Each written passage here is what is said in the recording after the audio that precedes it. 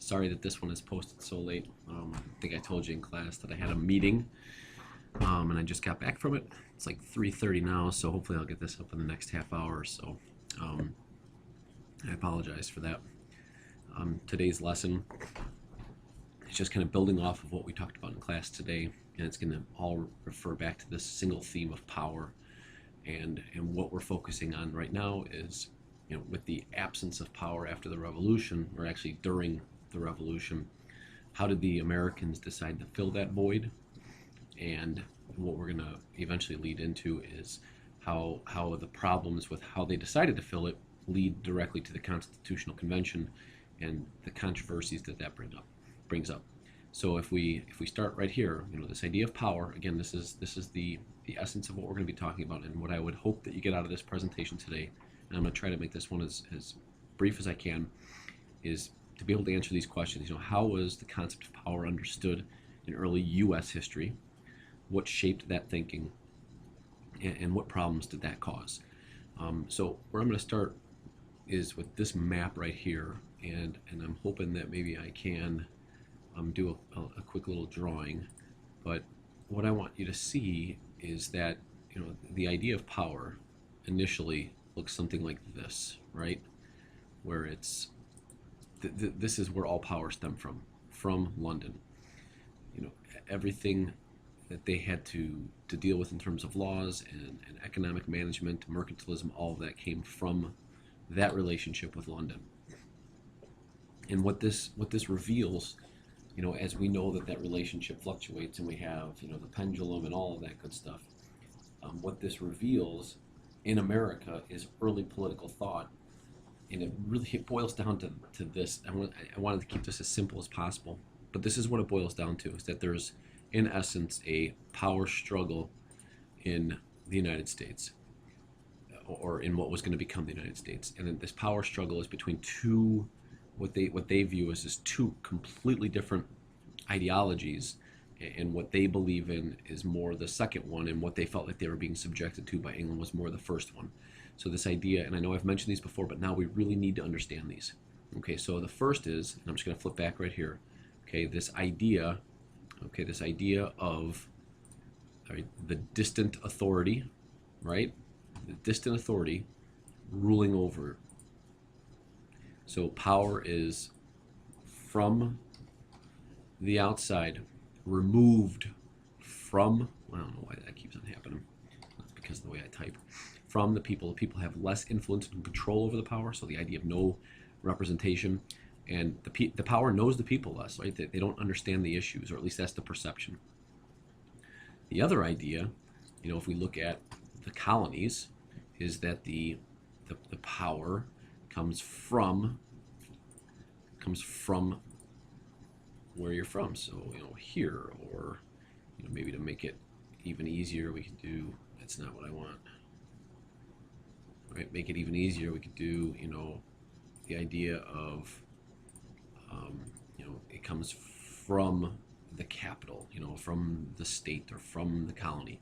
And what this concept is the idea of local control. The power is more local. In the United States, this will become synonymous with state power, and that's something that I need you to be aware of, this idea of state power.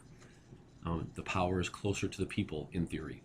The power knows the people's needs better. They know the issues. They're familiar with what's going on, what's wrong, what's happening.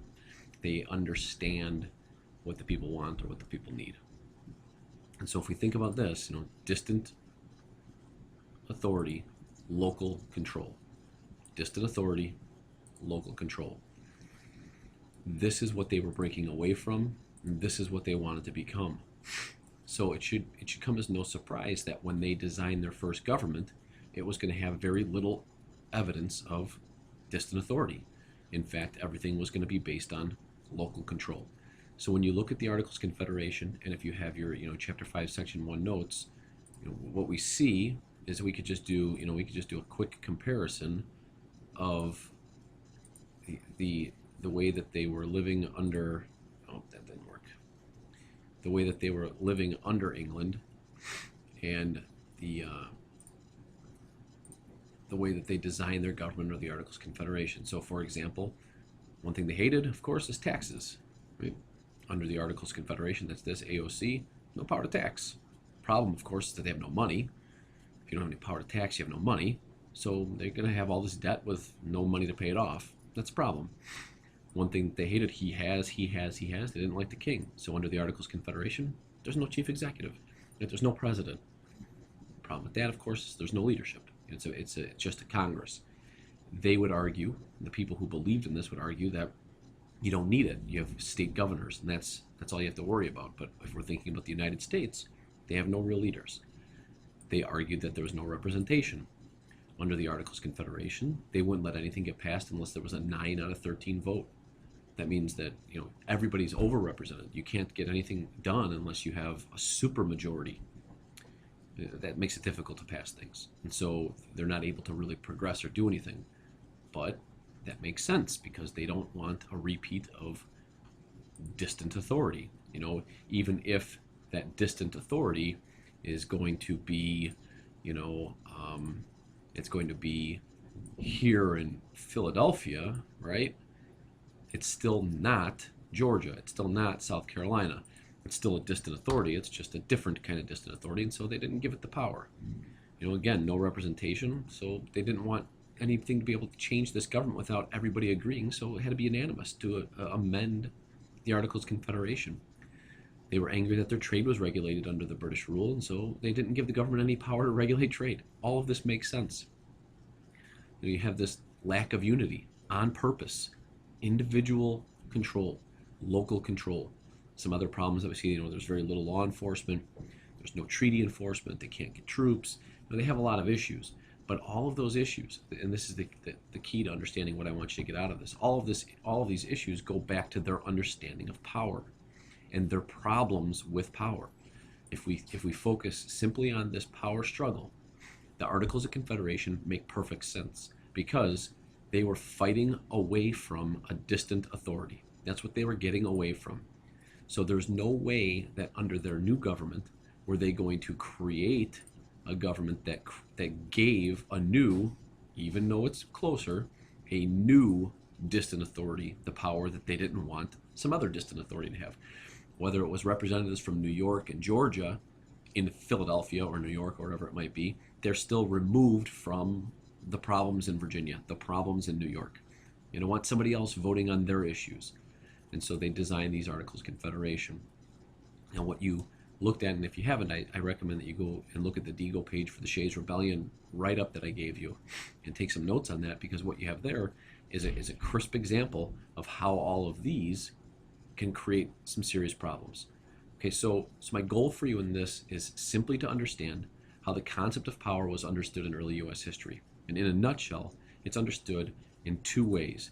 That there's a possibility for a distant authority, whatever that government might look like. A capital city, far removed, the U.S. government is powerful, and it will eventually abuse or use that power in ways that doesn't resonate with local states. Or local control, which is every state for themselves, so to speak, with a loose alliance with one another based on just the basic necessities. So, just to beat the English, just to have some commonality so other foreign countries could deal with the United States. But really, I am not an American.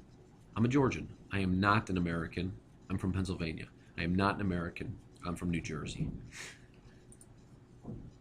What shaped this, of course, is their tradition of colonial rule, the way that they were treated by, or felt they were treated by England. And the problems that caused is, I would recommend that you come back and kind of understand this, especially what's highlighted over here.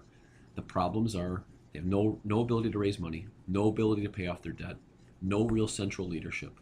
They have no ability to really pass laws unless they get 9 out of 13 states to agree. They can't amend the articles unless they get a unanimous vote. They have no ability to regulate trade. There's lawlessness, and the new U.S. government is so watered down and weak that it's difficult for it to get anything done. And the proponents of local control, state power, would say, that's perfect. That's exactly how we want it. And so when we come into class tomorrow, I'm going to check to make sure that you understand this at the beginning of class, and then we're going to move into an activity that starts to get us transitioning to the next phase of government. So we'll have some reading in class tomorrow also. But first thing I'm going to do is I'm going to check to see that you understand what I've explained to you tonight. Okay? So if you have questions, you can email me. If you have questions at the beginning of class, speak up, because otherwise we're going to move into just a quick check for understanding. All right. Sorry that this is posted late. Have a good night.